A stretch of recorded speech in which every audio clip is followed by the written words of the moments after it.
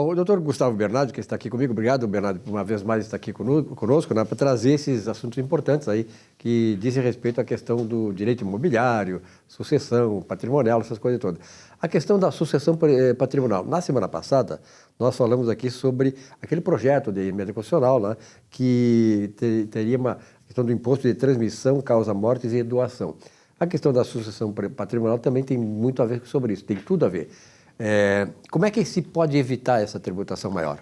Pois então, Silvio, semana passada a gente falou aqui sobre o projeto de lei de emenda constitucional que iria aumentar o ITCMD, que é o imposto das doações e dos inventários, né, de 8% para 16%. Hoje eu acho que a gente precisa falar um pouquinho, Silvio, como é que a gente consegue organizar uma sucessão patrimonial. Cada vez mais as famílias têm pensado em deixar a questão da sucessão patrimonial organizada em vida, né? Existem diversas formas de fazer isso, desde a forma mais antiga, que era o testamento, em que a gente deixava por escrito o que a gente queria que ocorresse com o nosso patrimônio quando a gente morresse, né? Até hoje, o que está muito em voga aí que são as holdings familiares, né?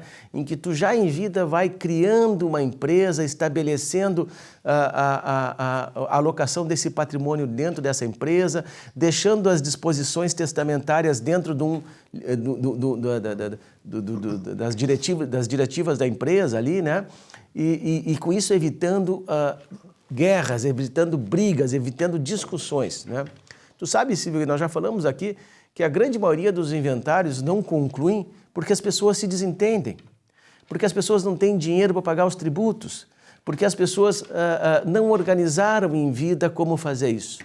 Então é importante entender que hoje existem institutos muito bons, muito eficazes, que fazem com que aquela vontade daquela pessoa que foi um patriarca, que foi uma matriarca, que construiu um patrimônio, que vai deixar alguma coisa para os filhos, organizar isso em vida, né, para que os filhos cumpram aquelas determinações e que o patrimônio não se dilua, né?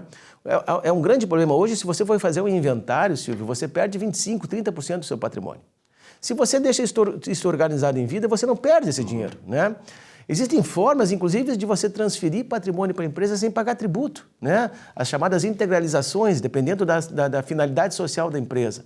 Então, é muito importante que as pessoas entendam que cada vez mais elas têm que pensar em organizar a sucessão. O tributo sobre a sucessão no Brasil ainda é um tributo barato. Nós temos países em que é 50% do patrimônio, Estados Unidos 40%, Suíça 60%. Então, a gente tem que pensar que aqui no Brasil a gente ainda consegue organizar em vida de forma muito eficaz, prática e barata, ou seja, muito mais barata do que o inventário, essa sucessão, Silvio. É importante que as pessoas tenham uma assessoria para isso, né? Porque eu não, se fosse fazer um procedimento desse, eu não tenho a mínima ideia onde começar e como é que vou terminar. Então é importante ter alguém que entenda. Não se consegue fazer isso sem um bom advogado, um bom contador, sem planejamento. Isso eu digo, as pessoas têm que ter um planejamento. E você não faz isso do dia para a noite. Você tem vários estágios para passar e isso exige um planejamento, exige um estudo, exige conversa com o cliente para entender o que ele quer, quais são as diretrizes que ele quer deixar para os filhos.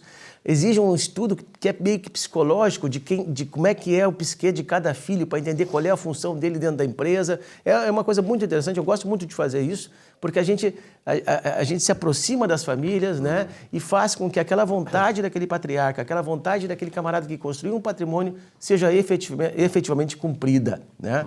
É algo muito legal de se fazer, Silvio. Normalmente é no momento da vida do camarada que o cara já está mais para lá do que para cá, como se diz, né? E que ele quer ver a família em paz e tal, ali usufruindo daquilo que ele foi construiu durante a vida. E tu sabe que cada vez tem sido mais cedo isso, né? As pessoas acham que são pessoas que já estão numa fase final da vida. Não, cada vez eu tenho visto famílias na faixa que os pais têm 50, 55 anos, já preparando isso, criando holdings para os filhos, criando formas do filho ter uma tranquilidade maior depois do passamento. Bernardi, obrigado pela tua presença aqui. Até uma próxima. Abraço, Silvio. Um rápido intervalo, já voltamos com o nosso Economia e Desenvolvimento. Até já.